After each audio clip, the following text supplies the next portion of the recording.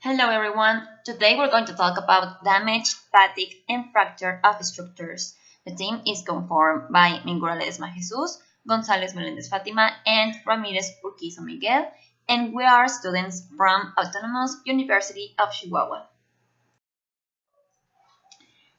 The structural materials used in airframe and propulsion systems influence the cost, performance, and safety of aircraft, and an understanding of the wide range of materials used and the issues surrounding them is essential for the student of aerospace engineering.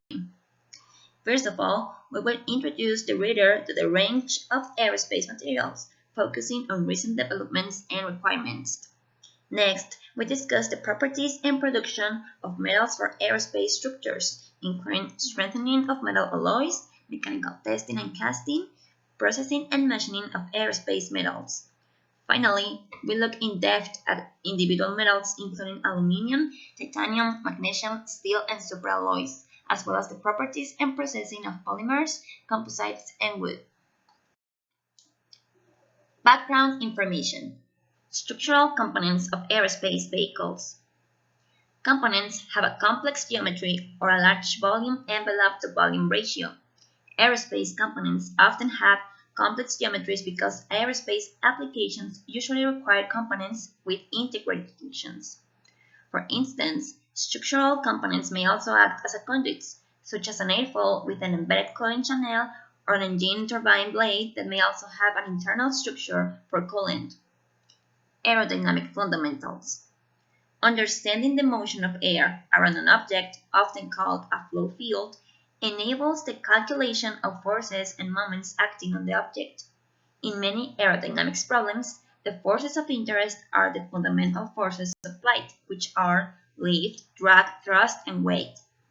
Calculation of these quantities is often founded upon the assumption that the flow field behaves as a continuum.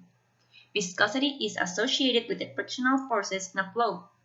In some flow fields, viscous effects are very small, and approximate solutions may safely neglect viscous effects. These approximations are called implicit flows. Analysis sequence. The sequence to be implemented to analyze the damage in a structure is divided into number 1, ultrasonic testing. The process of transmitting high-frequency sound waves into a material in order to identify changes in the material's properties. Number 2, radiography testing. This is the act of using gamma or X radiation on materials to identify imperfections. In number 3, we have magnetic particle testing. This is the act of identifying imperfections in a material by examining disruptions in the flow of the magnetic field within the material. Acoustic emission testing. This is the act of using acoustic emissions to identify possible defects and imperfections in a material. Number 5, liquid penetrant testing.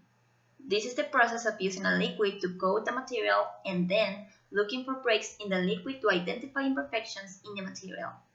Number 6, leak testing. This is the process of studying leaks in a vessel or structure in order to identify defects in it. Recognition of damage patterns. This procedure is based on antecedents from previous works as well as on the theories that govern the behavior and response of structures to outside actions. The structure under a specific damage scenario, in terms of location, level, and type, has a unique signature and shows a unique pattern in its dynamic response to an excitation. It extracts and preserves the dynamic response features of a structure under various damage conditions.